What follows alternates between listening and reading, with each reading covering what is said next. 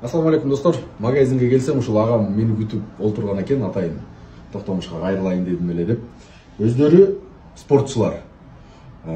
Арм рестлинг Кыргызстандын курама командасы экен. Ушул мүмкүнчүлүгү чектелген инсандар, майыптыгы бар экен. Ошого карабастан спорт менен машыгып Кыргызстандын байрагын көтөрүп жүргөн инсандар.